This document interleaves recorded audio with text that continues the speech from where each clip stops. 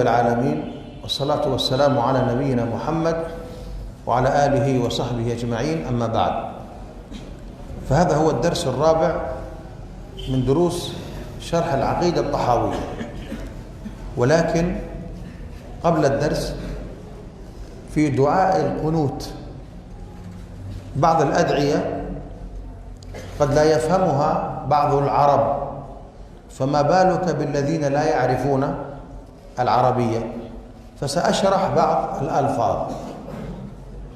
বলছেন যে সম্মানিত শেখ প্রথমে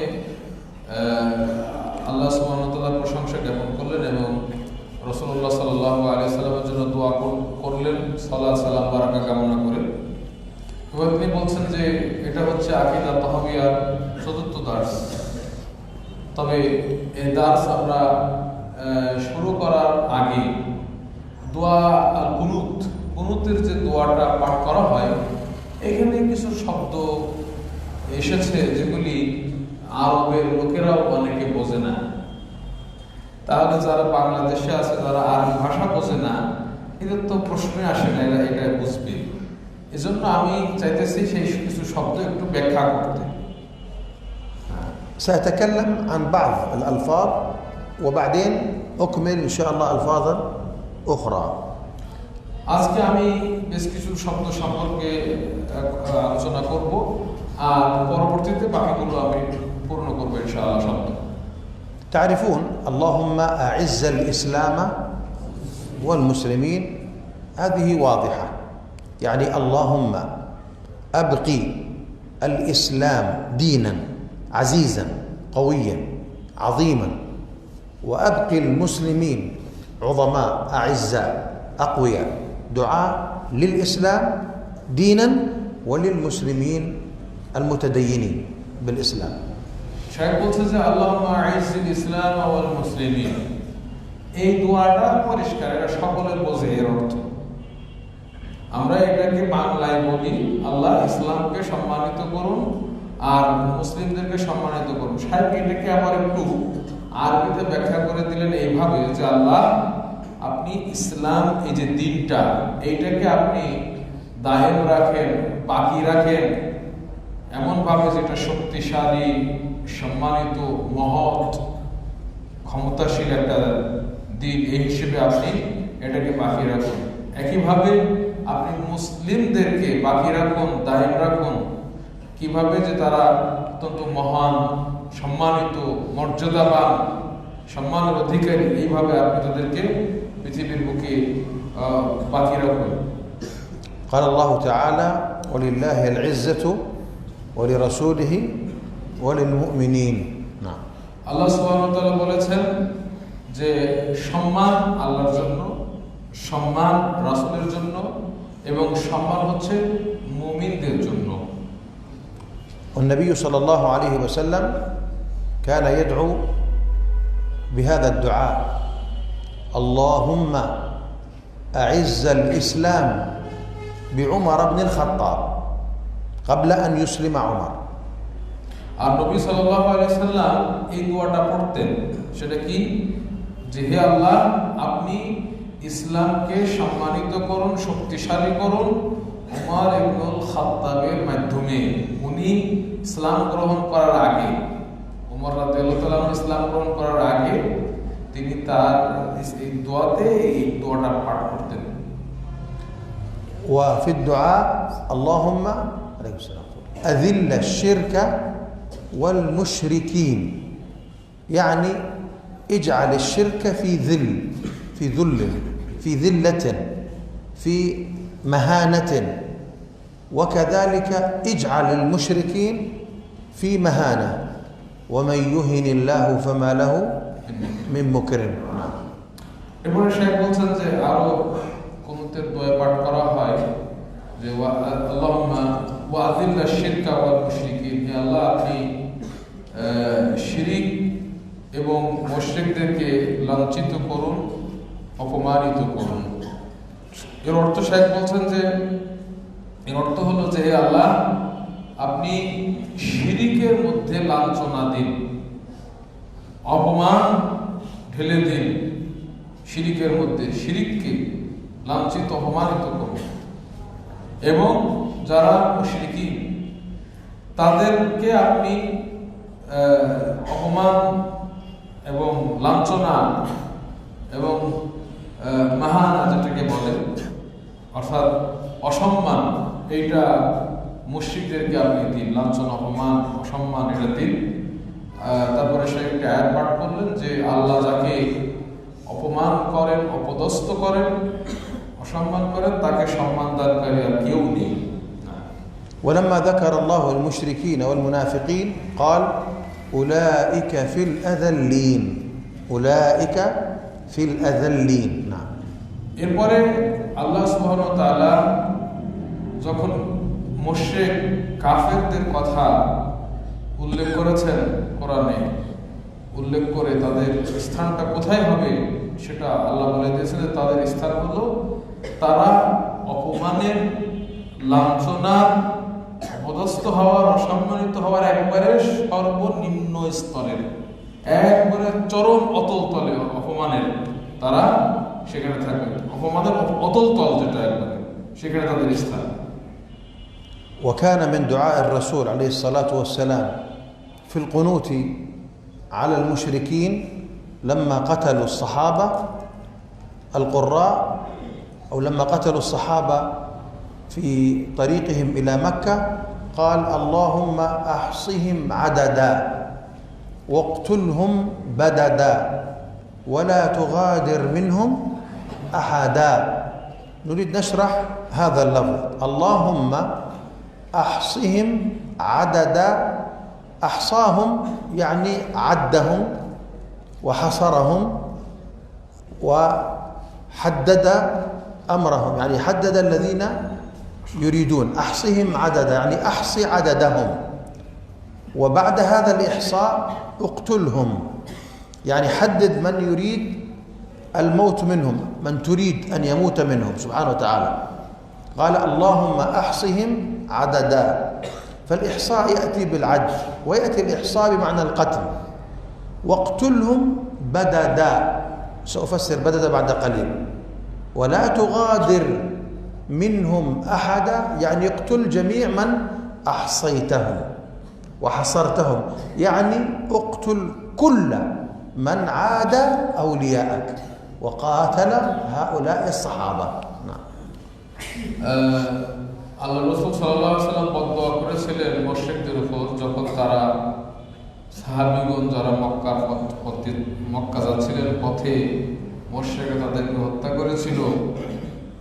সেই মুশরিকদের বিরুদ্ধে উপরে আল্লাহর নবী সাল্লাল্লাহু আলাইহি ওয়াসাল্লাম বদদুয়া করে বলেছিলেন আল্লাহুম্মা আহসিহিম আদাদা ওয়াকতুলহুম বাদাদা ওয়ালা তুগাদির মিনহুম আহাদা।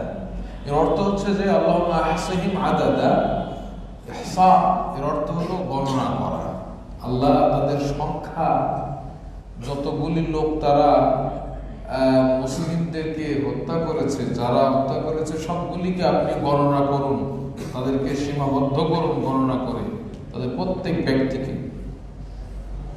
এটা হলো আহসিহিম আদাদা, মানে আপনি তাদেরকে গণনা করুন যে কয়জন, মানে এটা আল্লাহর কাছে দোয়া করছে, মানে তাদেরকে গুণে সীমাবদ্ধ করুন, একটাও করতে বাদ না। তারপরে তাদেরকে হত্যা করুন। এই ওয়াকতুলহুম বাদাদা, এটা শাইখ বলছে যে আমি ব্যাখ্যা করব। তারপর বলছেন যে ওয়ালা তুগাদির মিনহুম আহাদা, এবং এদের মধ্য থেকে একজনকেও আপনি ছাড় দিয়ে না, তাদেরকে গণনা করেছেন, এই গণিত ব্যক্তিদের মধ্যে থেকে একজনও যেন বাদ না পড়ে, একজনও ছাড় না পায়, একজনকে ছাড় দিয়ে না। لا تغادر يعني لا تترك منهم أحدا. মানে তুগাদির অর্থ হলো তাতরুক, লা তুগাদির মানে লা তাতরুক, এদের কাউকে আপনি ছাড় দিবেন না। وأما قوله اللهم أحصهم، اللهم اقتلهم واقتلهم بددا. اقتلهم من القتل يموتوا. بددا على وجهين، بددا وبددا، يجوز الأمرين. بددا يعني حصصا، اجعل لكل شخص نصيبه وحصته من القتل، هذا معنى بددا بددا اقتلهم بددا يعني اقتلهم متفرقين بددهم يعني فرق شملهم واقتلهم متفرقين نعم শেখ বলছেন যে ওয়াক্তুল হুম বাদাদা ওয়াক্তুল তাদেরকে হত্যা করুন এটা তো পরিষ্কার হত্যা করা ওয়াক্তুল শব্দের অর্থ কিন্তু বাদাদা এটা কিভাবে পড়বো এটা দুইভাবে পড়া যায় একটা হলো বাদাদা একটা হলো বিদাদা তো বিদাদা যদি পড়া হয় তাহলে এর অর্থ হলো হেসাস মানে হেসা অংশ মানে প্রত্যেককে তার যেটা অংশ হত্যার সেটা তাকে দিয়ে আপনি হত্যা করেন আর বাদাদা যদি পড়া হয় তার অর্থ হচ্ছে তাহার রব মানে ছিন্ন বিচ্ছিন্ন করে তাদেরকে আপনি হত্যা করুন বিচ্ছিন্ন করে আপনি তাদেরকে হত্যা করুন এর অর্থ হলো এই الآن هل تفهمون الدعاء؟ এখন কি তোমরা এই দোয়া বুঝতেছো যে উদ্দেশ্য কি الحين ندعو على اليهود اللهم احصهم عددا تفهمون آمين تقول آمين وأنت تفهم اللهم واقتلهم بددا آمين فهمتم؟ ولا تغادر منهم أحدا لا تترك منهم أحدا اقتلهم جميعا آمين فهمتم؟ أكتفي بهذا ندخل في درس الطحاوية إن شاء الله وشيخنا هل يطلق كلمة بدد استئصال يعني استئصال هو اقتلهم بددا يعني جميعا استئصال في أحصهم عددا مجموع إحصاء يعني جميعهم ولا تغادر منهم أحدا جميعهم هذا معناه استئصال نعم جزاك الله خير الله تبدأون فيه نعم بالأمس وصلنا في شرح العقيدة الطحاوية إلى قول المصنف رحمه الله قديم بلا ابتداء ودائم بلا انتهاء وبينت لكم أنه يريد أن الله عز وجل أزلي هذا معنى قديم بلا ابتداء يعني هو في الأزل كان ولم يكن شيء قبله متوافق مع القرآن والسنة في المعنى هو الأول والآخر اللهم أنت الأول فليس قبلك شيء وأنت الآخر فليس بعدك شيء فالله أزلي أبدي أزلي قديم بلا ابتداء أبدي دائم بلا انتهاء ما دامت السماوات والأرض دائم لا ينتهي هو الآخر اللهم وأنت الآخر فليس بعدك شيء نعم هذا ملخص الذي بالأمس বুঝতে গতকালকে যেটা আমরা পড়েছিলাম তার সারসংক্ষেপটা একটু উল্লেখ করি সেটা ছিল যে কদিমুন বিলা ইবতিদা এখানে কদিম এই শব্দ দ্বারা উদ্দেশ্য হলো যে আজালি তার মানে ওয়ানাদি তার কোনো শুরু নেই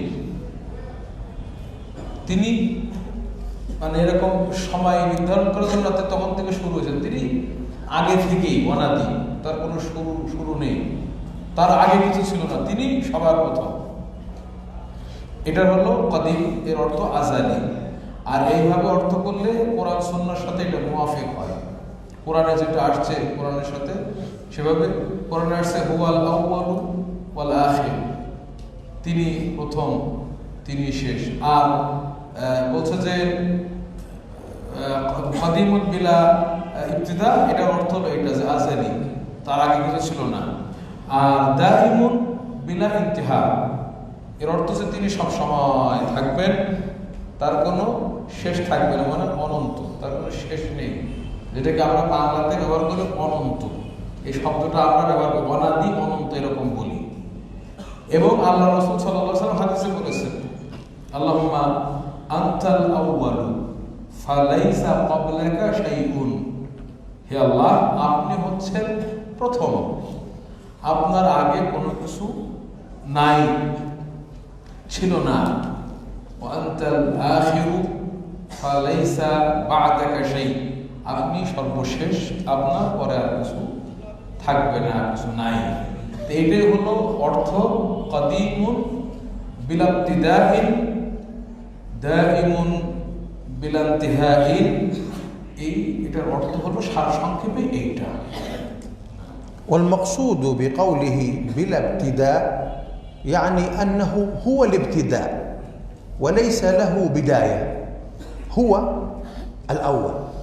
بلا ابتداء يعني أنه ليس مبتدئا بشيء كان قبله معدوما أبدا، هو الأول فليس قبله شيء. هذا معنى بلا ابتداء، لأنه هو المبتدأ، هو الأول. بلا انتهاء لا نهاية له، لأنه هو الآخر فليس بعده شيء. نعم. মানে কদিমুন বিলা ইবতিদা, বিলা ইবতিদার অর্থ যে কোনো কিছু তার আগে সূচনা হয়নি, তিনি হচ্ছেন ইবতিদা, তিনি মুবতাদা, তার তিনি শুরু, তিনি সর্বপ্রথম। এমনটা না যে তিনি তার আগে কোনো কিছু ছিল, এরকম কিছু না। তিনি সবার আগে, তিনি সবকিছুর সূচনা, তারপরে অন্য কিছু। এটা হলো বিলা ইবতিদার অর্থ।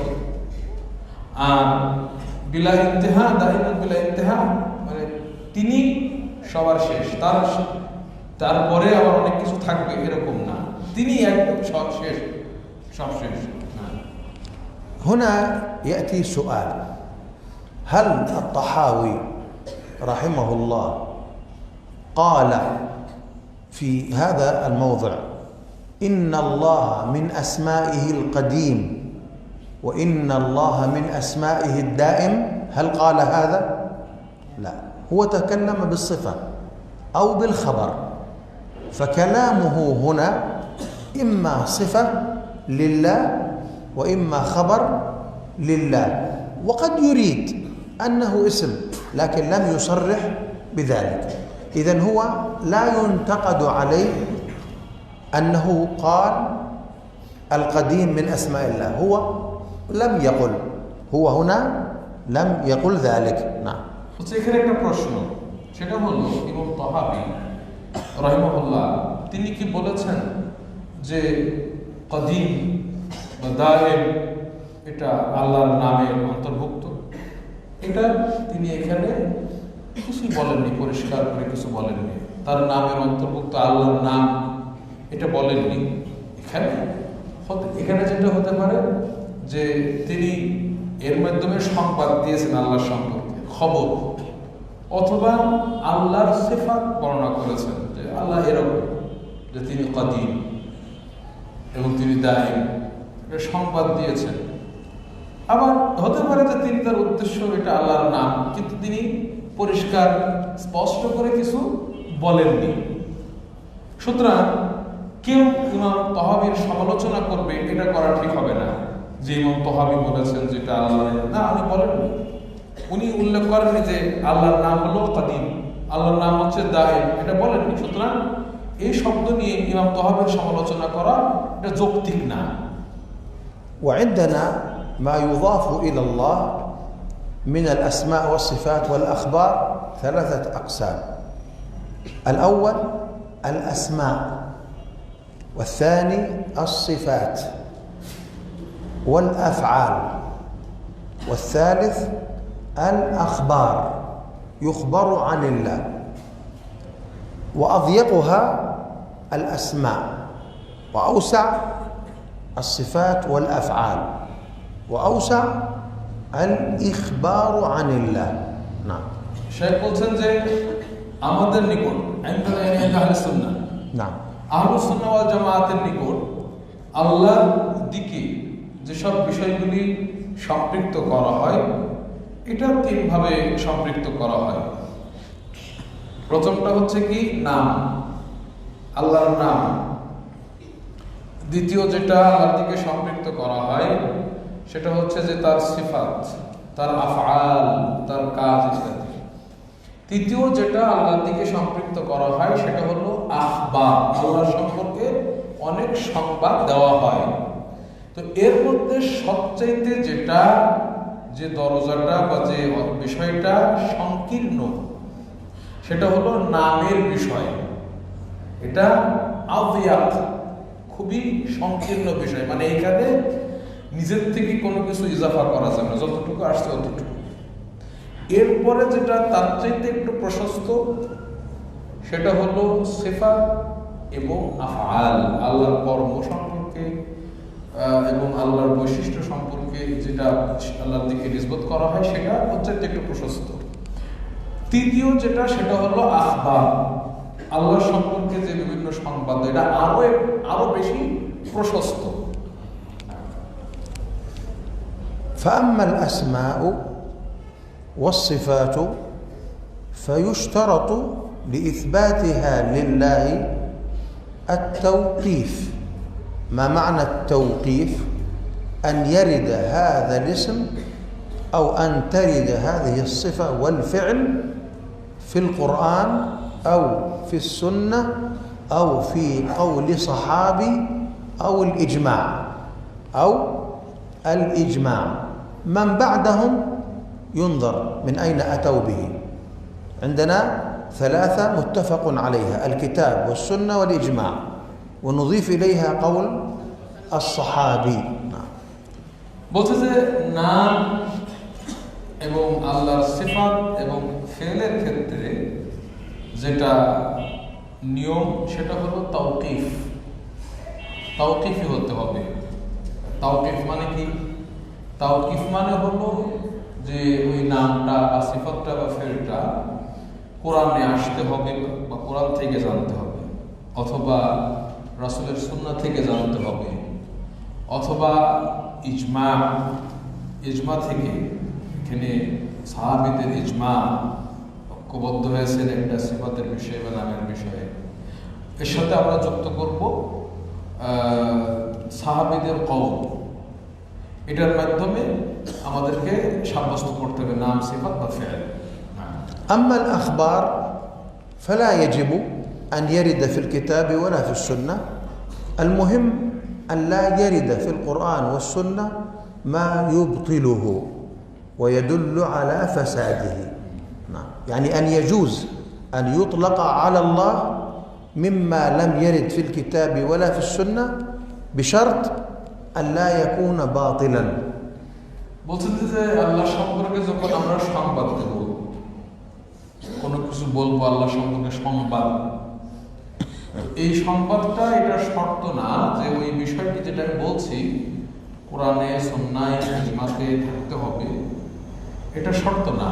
কিন্তু এখানে যেটা লক্ষণীয়, আমি যে সংবাদটা দিচ্ছি এটা যেন বাতিল না হয়, তার মানে কোরআন সুন্নাহ বিরোধী না হয়। কোরআন সুন্নাহতে আসে নাই, কিন্তু কোরআন সুন্নাহতে এমন কিছু আছে যে এইটা আমি বলতেছি সংবাদটা সেটা কোরআন সুন্নাহর সাথে সাংঘর্ষিক হচ্ছে, ইজমা বিরোধী হচ্ছে, এরকম যেন না হয়। কোরআন সুন্নাহতে এমন কিছু নাই যেটা এই সংবাদটাকে বাতিল হিসেবে আখ্যায়িত করে বা এটা ফাসেক, ঠিক না, এরকম প্রমাণ পাওয়া যাচ্ছে, তাহলে হবে না। যদি এরকম না পাওয়া যায় বা কোরআন সুন্নাহর সাথে সাংঘর্ষিক না হয়, এটা অসুবিধা নেই, সেটা আমি সংবাদ দিতেই পারি। ومن الفروق ومن الفرق بين الاسم والصفة أن الاسم يدعى، تقول يا الله، يا كريم، يا رحيم، أسماء، ارحمني، اغفر لي. أما الصفات بنفسها لا تدعى، لا تقول يا رحمة الله، يا علم الله. يا النداء فقط للأسماء. أما الصفات يتوسل بها إلى الله، يستعاذ بها، لكن لا تسأل الصفة، إنما يسأل الموصوف الذي هو من؟ الله رب العالمين، الله. نعم. শাইখ বলছেন যে আল্লাহর নাম এবং তার সিফাতের মধ্যে অনেক পার্থক্য আছে। তার মধ্যে একটা পার্থক্য হলো যে আল্লাহর নাম যেগুলি সেগুলিকে ডাকা যায়, সেই নামে সেটাকে আহ্বান করা যায়। যেমন আমরা বলি ইয়া আল্লাহ, ইয়া রহমান, ইয়া রহিম, ইয়া করিম, ইয়া আলিম, এইভাবে আমরা ইরহামনি এইভাবে আমরা বলি। সেগুলো নামগুলিকে ডাকা যায়, কিন্তু সিফাত যেগুলি এগুলিকে ডাকা যায় না। সিফাতগুলিকে ডাকা যায় না, আহ্বান করা যায় না, বরং তার মাধ্যমে আল্লাহকে ডাকতে হয়, তার মাধ্যমে ওসিলা করে তার মাধ্যমে আল্লাহকে ডাকা যায়। এরকম বলা যাবে না ইয়া রহমান, এটা বলা যাবে না, বরং বলা যাবে ইয়া আল্লাহ ইন্না আসআলুকা বিরহমাতিক, এরকম হয়তো বলা যাবে, মানে তার রহমতের মাধ্যমে আল্লাহকে ডাকা যায়। আল্লাহ ইন্না আসআলুকা বিইলমিক, আল্লাহ আপনার কাছে চাচ্ছে আপনার ইলমের মাধ্যমে, মানে সিফাতগুলিকে মাধ্যম বানিয়ে আল্লাহকে ডাকা যায়, কিন্তু নামগুলি সরাসরি নামকে ডাকা যায় ইয়া আলিম এরকম। ثم بعض الصفات يرد الدعاء بها في النصوص، يراد بها تقدير محذوف، يعني يا الله، مثل ما ندعو في القنوت اللهم منزل الكتاب، يا منزل الكتاب، يعني يا الله الذي أنزل الكتاب. منزل الكتاب صفة الإنزال، فليس من أسماء الله المنزل، فلا يجوز عبد المنزل، لكن يجوز أن نقول يا منزل الكتاب ويا مجري السحاب، ندعو بأفعال الله مع تقدير يا الله الذي، فالدعاء هو باسم الله الله أو أي اسم آخر، وإنما هذه أوصاف مقترنة يراد بها الله. نعم. বলছেন যে কিছু কিছু দোয়াতে এসেছে, যেমন কুনুতে আমরা দোয়া করি যেখানে সিফাতের মাধ্যমে বা সিফাতকে ডাকা হয়েছে, তো সেখানে আমরা হযফ বা আল্লাহকে সেখানে ধরে নেব যে আল্লাহ এখানে উচ্চ আছে, এখানে গোপন আছে, গোপনীয়ভাবে আছে আল্লাহ। যেমন ইয়া মুনজিলা আল কিতাব, ইয়া মুজরিয়া সাহাব, হে কোরআন অবতীর্ণকারী, হে মেঘমালাকে প্রবাহিতকারী, এইভাবে আমরা যে দোয়া করি, আমরা এখানে বলবো যে হে আল্লাহ যিনি কোরআনকে অবতীর্ণকারী, এখানে আল্লাহ শব্দটা গোপন আছে। মুজরিয়া সাহাব মানে হে আল্লাহ যিনি মেঘমালাকে প্রবাহিত করেন, এইভাবে দোয়া করতে হবে। এখানে এটা উচ্চ আছে। আল্লাহর নাম, এটা তো মুনজিল, এটা কি আল্লাহর নাম? আল্লাহর নাম না। আমরা কি বলতে পারবো যে আব্দুল মুনজিল, আব্দুল মুজরি, এটা বলা যাবে না। এখানে উচ্চ ধরতে হবে। এই জন্য এখান থেকে কেউ যাতে ভুল না বোঝে, এখানে আল্লাহ উচ্চ আছে। بعض العلماء يرون جواز أن يكون اسم الله منزل الكتاب كما ورد، يستدل بالحديث أنه سأل منزل الكتاب، فلا يقول المنزل وحدها بل يقول منزل الكتاب، فيجوز عنده أن يسمي عبد منزل الكتاب، يعني عبد الله. هذا قول بعض العلماء، لكن أكثر العلماء على أن هذا ليس من أسماء الله. نعم. কিছু কিছু يعني بعض العلماء يرى أن هذا من أسماء الله إذا كان بالإضافة. কিছু কিছু আলেম মনে করেছেন যে যখন শুধু আল মুনজিল না, যখন তার সাথে যেভাবে কোরআনে আসছে মুনজিলুল কিতাব, এই ইজাফত সহকারে ধরে তারা বলছে যে এটা আল্লাহর নাম। কিছু আলেম তারা এটা বলেছেন, দিয়ে বলতেছে এই জন্য এখানে দোয়া করা জায়েজ হয়েছে। কেন দোয়া করা জায়েজ হয়েছে? কেন? যে এটা আল্লাহর নাম মুনজিলু আল কিতাব, তাই তার নাম, মানুষের নাম রাখা যাবে এইভাবে আব্দু মুনজিলুল কিতাব। এটা কিছু আলেমের মত, সব আলেমের মত এটা না, অধিকাংশ আলেমের মত এটা না। ومن أحكام الأسماء والصفات ومن أحكام الأسماء والصفات أن الأسماء يعبد لها، عبد الله، عبد الرحمن، عبيد الله، عبيد الرحمن، أمة الله، أمة الرحمن، ولا يعبد للصفة، فلا يقال عبد رحمة الله، عبد علم الله، هذا لا يجوز، إنما التعبيد للأسماء. শেখ বলছেন যে আল্লাহর নামের অনেকগুলি বিধানের মধ্যে এটা একটা বিধান যে আল্লাহর নামগুলির জন্য নামের পরে আব্দ, মানে আল্লাহর নামের সাথে আব্দ যুক্ত করা যায়, তা'বীদ আব্দুল্লাহ লাহা, মানে নাম আল্লাহর যে নাম সেই নামের শুরুতে আব্দ, যেমন আব্দুল্লাহ, আব্দুর রহমান, তারপরে আব্দুল ইলাহ, বিভিন্ন যেগুলি আল্লাহর নাম তার সাথে আব্দ এটা নিয়ে আসা যায়। কিন্তু যেগুলি আল্লাহর সিফা সেগুলিতে এরকম ব্যবহার করা যায় না, তা'বীদ সেটা আল্লাহর সিফাত হয় না। যেমন এজন্য বলা যাবে না আব্দুর রহমান, আব্দুল ইলম এরকম বলা যাবে না, আব্দুল ইজ্জা এরকম বলা যাবে না। أسماء الله كثيرة لا تحصى، منها 99 اسم معروف، العليم، الكريم، الرحمن، الله. মুসা আল্লাহর নাম অনেক আছে, অনেক আল্লাহর নাম আছে, লা তুহসা মানে এটা বলে শেষ করা যাবে না। الصفات كثيرة الواردة في القرآن والسنة، صفات অনেক, কোরআন সুন্নাতে এসেছে অনেক। العلم والرحمة والكرم والجود، ইলম, রহমা, কারাম, জুদ মানে আল্লাহর জ্ঞান, আল্লাহর দয়া, আল্লাহর বদান্যতা, আল্লাহর দানশীলতা, এগুলি আল্লাহর সিফা অনেক আছে। এরকম أسألكم سؤال لكم، প্রশ্ন আছে একটা, الموجود من الأسماء أم من الصفات أم لا؟ الموجود الله موجود ولا غير موجود؟ الله موجود نا موجود نا موجود. موجود. فلما نقول الله موجود، هل موجود اسم أم صفة أم ماذا؟ خبر. أنا ما قلت خبر، أم ماذا؟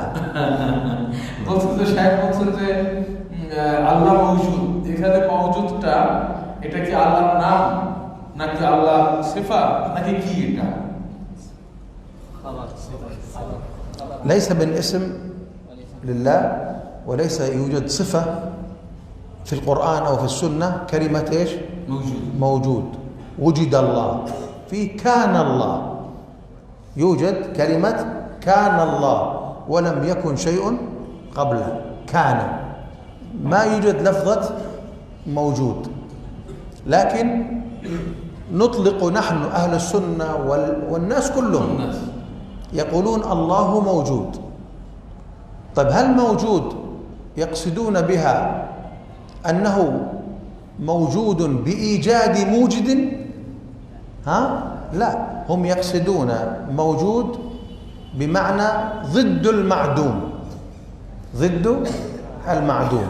শায়েখ একটা গুরুত্বপূর্ণ কথা বললেন যে মওজুদ আল্লাহ বিদ্যমান, আল্লাহ আছেন, এটা তো সবাই আমরা বলি, আমরা সকল মানুষ এটা বলে। কিন্তু এই যে আমরা বলি আল্লাহ আছেন, মওজুদ, বিদ্যমান, অস্তিত্বশীল, এইটা কি কারো অস্তিত্ব দেওয়ার মাধ্যমে তিনি অস্তিত্ববান, অস্তিত্বশীল এরকম কিছু, নাকি উদ্দেশ্য করা হয় মওজুদ দ্বারা যে অনস্তিত্বের বিপরীতে মাদুম মানে যার অস্তিত্ব নাই, অস্তিত্বহীন, অস্তিত্বহীনের বিপরীতে অস্তিত্বশীল, এটা উদ্দেশ্য করে থাকে তারা। কোনটা? দ্বিতীয়টা মানে মাদুমের বিপরীতে। نحن لا نقول عن الله واجد، انتبهوا، يعني صحيحة كلمة واجد يعني أوجد، لكن أو موجد، نحن لا نتكلم عن موجد، نتكلم عن كلمة إيش؟ واجد. موجود. كلمة إيش؟ موجود. موجود. كلمة موجود موهمة، فيها إيهام. موجود قد تكون بإيجاد موجد أو لا، فهمتم؟ يعني الكلمة محتملة، ومع ذلك أهل السنة يطلقونها من باب الإخبار بشيء معلوم المعنى، بمقصود معلوم يفهمه السامع مباشرة، ولا يفكر من أوجد الله من كلمة موجود. نعم. বলতে যে আমরা মাওজুদ শব্দ নিয়ে আলোচনা করতেছি, ওয়াজিদ বা মুজিদ এগুলো না, মওজুদ এই শব্দটা। এই শব্দটার ভিতরে ইহাম বা এখানে ধারণা আছে কিছু, বা কিছু সন্দেহ থাকতে পারে এরকম হয়তো, যে তিনি কি কোনো কারো অস্তিত্ব দানের মাধ্যমে অস্তিত্ব পেয়েছেন এরকম কিছু, নাকি এর দ্বারা উদ্দেশ্য যে তিনি মওজুদ, এর অর্থ হলো যে তিনি অস্তিত্বহীন না, এরকম কিছু।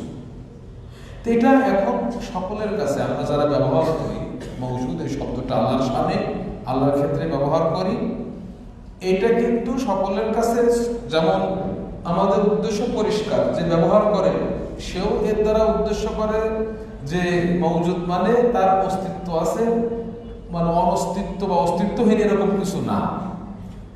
এবং যে শুনতেছে সেও এটা বুঝতেছে যে হ্যাঁ আল্লাহ অস্তিত্ব তার আছে, মানে আল্লাহর অনস্তিত্ব এরকম কিছু তারা বোঝে না। তারা বোঝে আল্লাহর অস্তিত্ব আছে, কিন্তু তারা কখনো চিন্তা করে না তাহলে আল্লাহ যদি অস্তিত্ব আছে, অস্তিত্ব দিল কে, এই চিন্তা কিন্তু কেউ করে না, এই উদ্দেশ্য কেউ নেয় না। ما المقصود من هذا الكلام؟ এই কথার উদ্দেশ্যটা কি? আমি যেটা বললাম উদ্দেশ্য কি? أن أهل السنة قد يخبرون عن الله بكلمة موهمة إذا كانت معروفة المعنى عند السامع وصحيحة المعنى، ولو كانت فيها شيء من الإيهام، ولا يمنع ذلك إلا المتكلف المتنطع المتعمق، هذا الذي يمنع مثل هذه الألفاظ في الإخبار عن الله. বলছে যে আমার উদ্দেশ্য হলো এইটা বলা যে আহলুস সুন্নাহ ওয়াল জামাআহ তারা আল্লাহর সম্পর্কে অনেক সময় এমন শব্দ দ্বারা সংবাদ দেয় যে শব্দটার নিচে কিছুটা হয়তো অন্য বাতিল কোনো কিছু ধারণা আসতে পারে, কিন্তু যখন শব্দটার অর্থ ভালো এবং শ্রোতা সেটা বুঝতেছে, সে ভুল বোঝে না, সঠিকটাই বুঝতেছে, যে বলতেছে সেও বুঝতেছে, যদিও সে অর্থটা পরিষ্কার এবং সেখানে যদিও কিছুটা বাতিল হয়তো এরকম ধারণা আসতে পারে, কিন্তু পরিষ্কার, অর্থ পরিষ্কার। এইটা আহলুস সুন্নাহ ওয়াল জামাআহ ব্যবহার করে, আল্লাহ সম্পর্কে সংবাদ দেয়। তারা এই ক্ষেত্রে এটাকে নিষেধ করে না, কিন্তু এটা থেকে নিষেধ করে কারা? যারা দ্বীনের বিষয়ে অতি পণ্ডিত, বেশি তারা দ্বীনের বিষয়ে পাণ্ডিত্য জাহির করে, দ্বীনকে নিয়ে তারা বেশি বাড়াবাড়ির একটা পর্যায়ে যায়। বাড়াবাড়ি যারা করে এরকম কিছু লোক এসব শব্দ নিয়ে মানে সীমালঙ্ঘন যারা কিছু আছে দ্বীনের বিষয়ে, চরমপন্থী যারা কিছু আছে, অতিমাত্রায় বুঝদার এরকম পণ্ডিতি কিছু আছে, তারা এসব শব্দ নিয়ে তারা একটা তৈরি করে, সমস্যা তৈরি করে, এগুলো চলবে না। কিন্তু আহলুস সুন্নাহ এরকম শব্দ ব্যবহার করে। يعني أنا أزيدهم الشيخ يربط بين الموجود والقديم. نعم أنت استعجلتها. মানে শায়খ এখানে মাওজুদ শব্দটা এনে কদিমের ব্যবহার যে করেছেন তহাবি, এইটা তিনি একটা এই দুটার মধ্যে একটা সম্পর্ক বলতে চাচ্ছেন যে ওইটা যেমন এটা যেমন আমরা ব্যবহার করি, কোনো এখানে ইশকাল করা হয় না, ঠিক ওই কাদিমটা ওইরকম না। ثم هناك أحيانا توجد حاجة لاستخدام الألفاظ التي هي من باب الإخبار لهداية المتكلمين والذين لم يدرسوا العقيدة الصحيحة، فلتفهيمهم العقيدة الصحيحة نحتاج إلى استخدام هذه الألفاظ ليفهموا العقيدة الصحيحة، مثل لفظة قديم يعني أزلي، مثل لفظة واجب الوجود، يعني أيضا الذي هو أصل الوجود والذي هو موجد لكل شيء سبحانه وتعالى. فأحيانا تستخدم الألفاظ لتفهيم المتكلمين حتى هداية الناس، مثل البنغالي يتكلم بالبنغالية ليفهم الناس اللغة البنغالية، وهي ليست موجودة في القرآن ولا في السنة، للتفهيم. نعم. বলছে যে অনেক সময় এই জাতীয় শব্দগুলি এটা প্রয়োজন পড়ে ব্যবহার করা মানুষদেরকে, বিশেষ করে যারা মুতাকাল্লিমুন, যারা যুক্তি এর মাধ্যমে আকীদা বুঝতে চায়, যুক্তিবিদ, তাদেরকে হেদায়েত দেওয়ার জন্য, তাদেরকে বোঝানোর জন্য এরা কোরআন সুন্নাহর আলফাজ তারা পড়ে নাই, তাদের কম জানা, তারা বুদ্ধি খাটিয়ে কথার মারপ্যাচ দিয়ে এই কালাম দিয়ে তারা সাব্যস্ত করতে চায়। এদেরকে বোঝানোর জন্য এরকম শব্দ যেমন কাদিম, ওরকম ওয়াজিবুল উজুদ, এই যে শব্দগুলি, ওয়াজিবুল উজুদ মানে আসলুল উজুদ, মানে সব অস্তিত্বের মূল যিনি মুজিদ কুল সেই সবকিছুর যিনি অস্তিত্ব দানকারী, এই ওয়াজিবুল উজুদ দ্বারা এটা বোঝানো হয়। তো এই জাতীয় শব্দগুলি এটা অনেক সময় ব্যবহারের প্রয়োজন পড়ে এই সমস্ত যুক্তিবিদ মানুষদের বোঝানোর জন্য এবং আম জনতাকে হেদায়েত দেওয়ার জন্য। যেমন বাঙালিরা তারা বাঙালি যারা আরবি ভাষা বোঝে না, কোরআনের অনেক কিছু তারা বাংলায় বলতেছে, ও যে শব্দটা ব্যবহার করতেছে ওটা তো কোরআনে নাই, ওটা তো ওই শব্দটা তো হাদিসে নাই, কিন্তু ওই আরবি শব্দটারে সে একটা বুঝে তার ভাষাতে সে ব্যক্ত করতেছে, যাতে করে মানুষ বুঝতে পারে। ঠিক বিষয়টা এইরকম, এই জাতীয়, এই পর্যায়ে। نحن الآن نريد أن ننظر، نبحث بحثا متجردا، هل القديم والدائم من الأسماء أو من الصفات أو من الأخبار؟ শেখ বলছেন যে আমরা নতুন করে আবার অনুসন্ধান করতে চাই, দেখতে চাই যে কদিম এবং দায়ম শব্দ এইটা কি আল্লাহর নামের অন্তর্ভুক্ত, নাকি আল্লাহর সিফাত আফআলের অন্তর্ভুক্ত, নাকি এটা কি ইখবার খবরের অন্তর্ভুক্ত, কোনটা? হ্যাঁ, ننظر هل ورد اسم القديم في دعاء يا الله يا قديم؟ ما ورد. هل عده أحد من العلماء السلف من الأسماء؟ لا يوجد. طيب ننظر في الصفات، هل ورد في القرآن لفظة القديم؟ موجودة لفظة القديم، ليست عن الله، حتى عاد كالعرجون القديم، هذا وصف للقمر، وصف للقمر حتى يصبح هلالا. يسألونك عن الأهلة باللفظ، هنا عرجون القديم هلال بالوصف الآخر، هناك باللفظ هنا بالوصف. فضرب مثلا للهلال بالعرجون القديم. فمعنى القديم يعني المتقدم، ليس المراد الأول الأزلي، وإنما السابق المتقدم. هذا معنى القديم الوارد في القرآن. تترجم ثم نكمل. نعم. বলছেন যে এখন আমরা খুঁজি কোরআনে যদি আমরা দেখি যে আল্লাহর কোনো নাম এর মধ্যে কদিম এটা আসে নাই, এরকম কোনো দোয়াও নাই যে আল্লাহ ইয়া কদিম এরকম আসে নাই, কোরআনে নাই। তারপরে সালাফদের কোনো সালাফ, আমাদের যারা সালাফ ছিলেন তারা কেউ কদিমটাকে আল্লাহর নাম হিসেবে গণনা করেননি। এবারে আমরা খুঁজি সিফাতের মধ্যে, যে সিফাতের মধ্যে আসছে কিনা। না, সিফাতের মধ্যে আসে নাই। কোরআনে যদি আমরা দেখি, হ্যাঁ, কদিম শব্দটা সিফাত হিসেবে এসেছে, কিন্তু আল্লাহর না। এটা চাঁদের বৈশিষ্ট্য বর্ণনা করতে গিয়ে আল্লাহ বলেছেন কা অরজুন আল কদিম। কদিম মানে এখানে এই যে আজালি, এটা অর্থ না। এখানে কাদিম মানে হলো মুতাকাদ্দিম, মানে পুরাতন, যেটা আগে, সাবেক, নতুনের আগে যেটা থাকে, মুতাকাদ্দিম সে অর্থে এখানে ব্যবহার হয়েছে। কিন্তু সেটা আল্লাহর সিফাত না, এটা চাঁদের বৈশিষ্ট্য।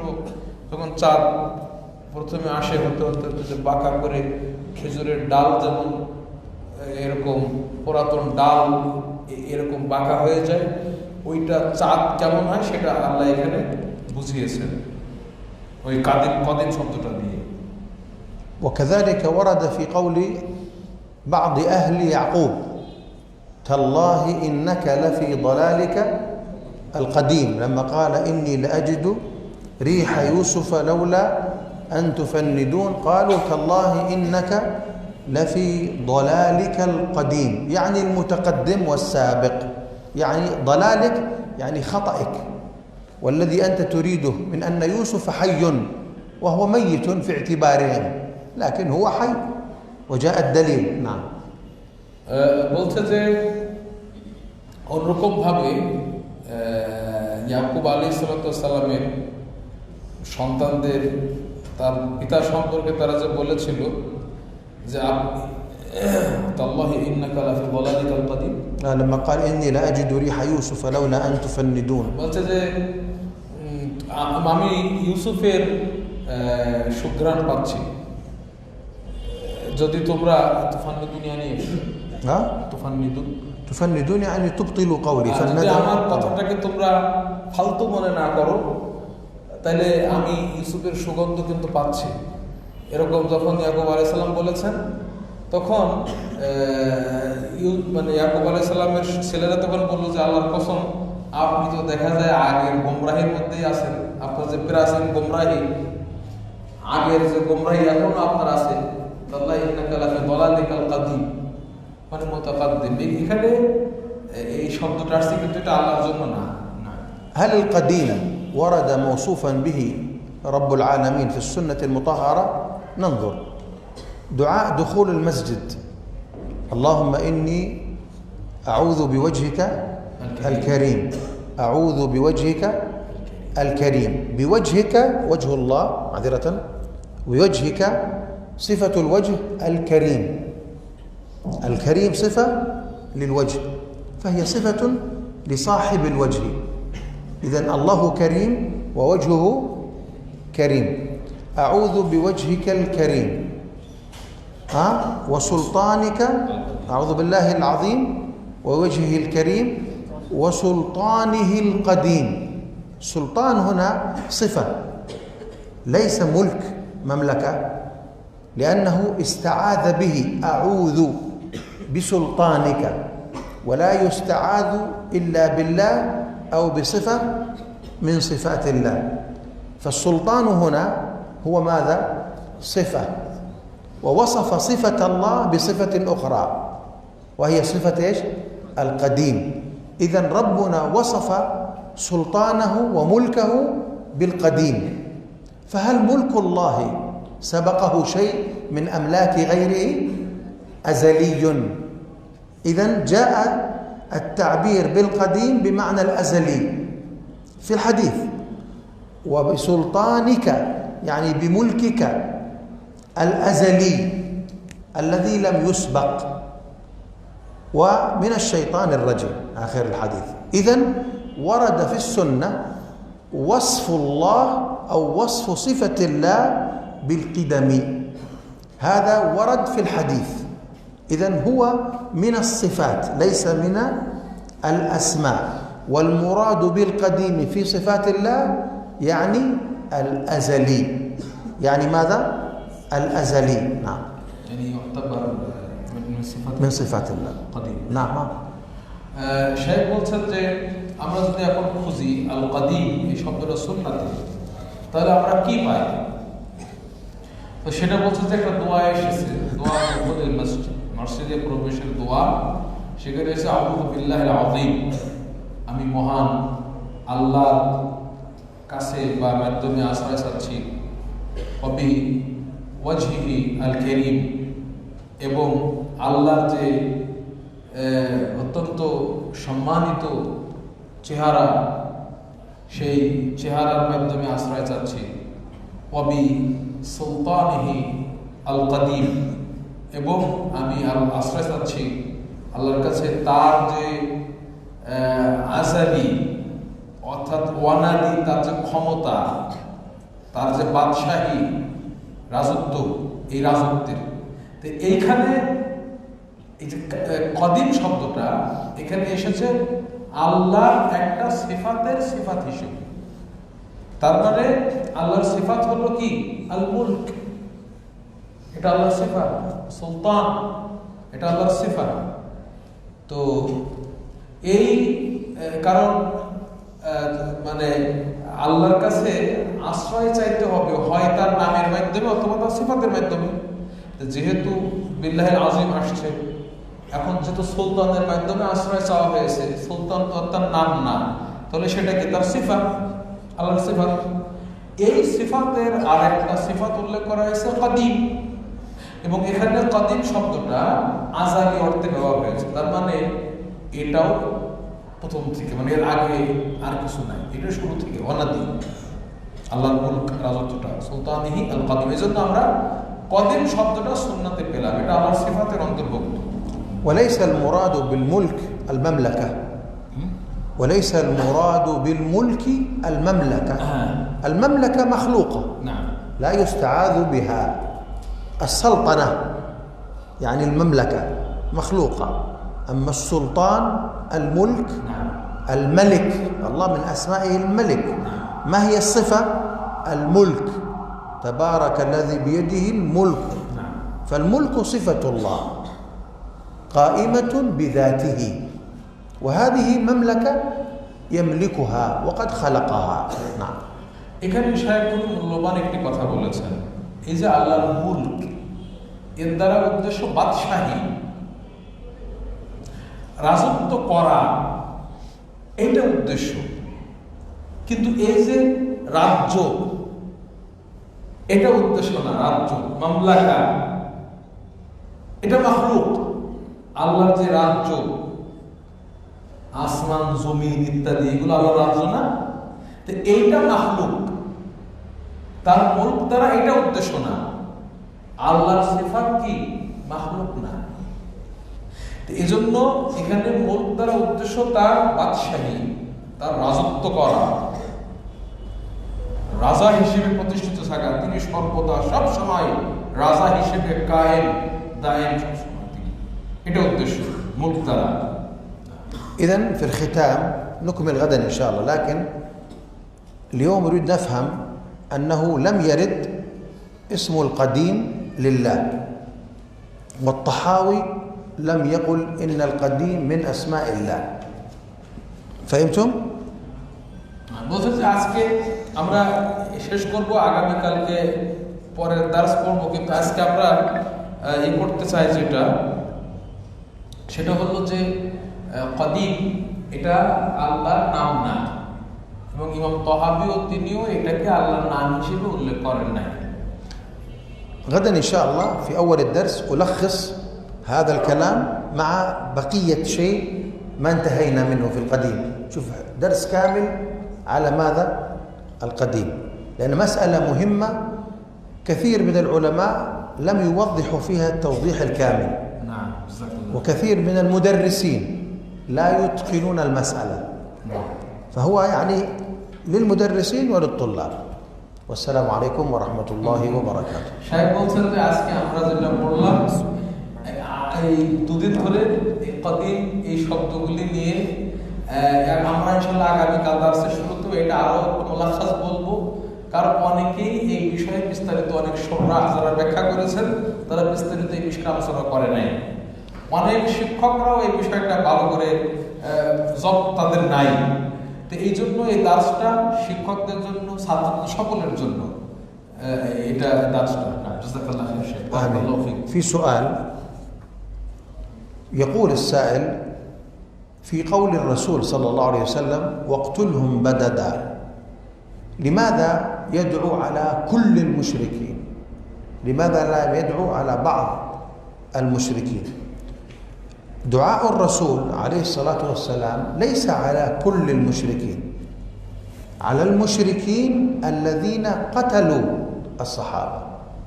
ونحن لما ندعو في القنوت لا ندعو على كل المشركين، نحن ندعو على اليهود ومن تحزب معهم من المشركين والمنافقين الذين يقتلون المسلمين. أما إذا كان كافرا مشركا لا يقتل المسلمين ولا يتعاون مع اليهود في قتل المسلمين مباشرة أو بالرأي أو بالمال، فنحن لا ندعو عليه، بل ندعو له بالهداية، والله أعلم. نعم. বলছে যে একটা ছাত্র প্রশ্ন করছে যে আল্লাহ রাসূল সাল্লাল্লাহু আলাইহি সাল্লাম কেন সকল মুশরিকের বিরুদ্ধে বদদোয়া করেন নাই, অক্তলুম বাদাদা, কেন সকল মুশরিকের জন্য বদদোয়া করেন? বলছে যে না, আল্লাহ রাসূল সব মুশরিকের জন্য বদদোয়া করেননি। কারণ হচ্ছে যে সকলে তো ওই যে সময় দোয়াটা করেছেন, সকল মুশরিক তো আল্লাহ রাসূলের সাহাবীদেরকে হত্যা করেনি। যারা হত্যা করেছে এবং এই হত্যার সাথে যারা জড়িত এবং যারা এটাকে, যেসব মুনাফিকরা এবং অন্যান্য মুশরিকরা যারা এটাকে সুন্দর মনে করেছে, এটাকে সমর্থন জুগিয়েছে, এটা সৎপক্ষে ছিল, তাদের জন্য বদদুয়াটা। কিন্তু যারা অন্যান্য কাফের মুশরিক, কিন্তু তারা এটার সাথে জড়িত না এবং এটা তারা খুশিও না, এখনো যারা যে সমস্ত কাফের মুশরিক আছে কিন্তু মুসলিমদেরকে ক্ষতি করে না বা তাদের বিরুদ্ধাচরণ করে না বা যারা ক্ষতি করে তাদেরকে সহযোগিতা করে না, তাদের বিরুদ্ধে আমরা তো বদদোয়া করবো না। যারা এটা ঘটনার সাথে জড়িত তাদের জন্য বদদোয়া করেছেন। وقد عد بعض العلماء الدعاء على المشركين بالعموم بالهلاك من الأدعية الخاطئة، من الاعتداء في الدعاء، لأن هذا مخالف لحكمة رب العالمين ومخالف لما أخبر به الرسول صلى الله عليه وسلم وأخبر به رب العالمين من بقاء المشركين إلى قيام الساعة وعليهم تقوم الساعة. فهذا عده بعض العلماء الدعاء على كل الكفار بالموت عده من الاعتداء في الدعاء. বলছেন যে অনেক উলামা তারা এই যে কিছু লোক আছে তারা সকল কাফের মুশরিকদের ধ্বংসের জন্য আমভাবে সব কাফের মুশরিক ধ্বংস হয়ে যায় এই বদদোয়া করে। বললো কিছু উলামা বলেছেন, এবং এটা ঠিক, যে এটা হচ্ছে দোয়ার ভিতরে বাড়াবাড়ি, সীমা লঙ্ঘন, আর এটা রাসূল সাল্লাল্লাহু আলাইহি ওয়াসাল্লামের আদর্শ পরিপন্থী এবং আল্লাহর হিকমা পরিপন্থী। আল্লাহর হিকমত কিয়ামত পর্যন্ত মুশরিক বাকি থাকবে এবং কিয়ামত তাদের উপরে কায়েম হবে, এই কাফের মুশরিকদের উপরে। সুতরাং এখন দোয়া করবে, আল্লাহ তুমি সব কাফেরকে ধ্বংস করে দাও, সব কাফেরকে আপনি তছনছ করে বিনাশ করে দাও। এই যে দোয়া, এটা দোয়ার ক্ষেত্রে বাড়াবাড়ি এবং সীমা লঙ্ঘন না। لذلك نحن ندعو على المشركين المعتدين الكفار الظالمين للمسلمين، هكذا ندعو بالتقييد بالمعتدين، هذا مفهوم دعائنا لما ندعو। বোঝা যায় আমরা যখন দোয়া করি এর উদ্দেশ্য হলো, বা আমরা দোয়া যখন করি তখন কাদের উপর? ওই সকল মুশরিকদের উপর যারা জুলুম করতেছে মুসলিমদের উপরে, যারা অত্যাচার করতে, সীমা লঙ্ঘন করতেছে, যে সমস্ত মুশরিকরা, তাদের বিরুদ্ধে আমরা বদদোয়া করি। আমরা সব মুশরিকদের বিরুদ্ধে বদদোয়া করি না। এটা হলো আমাদের দোয়ার মাফহুম, বা এটাই হলো বুঝ। সুবহানাল্লাহ।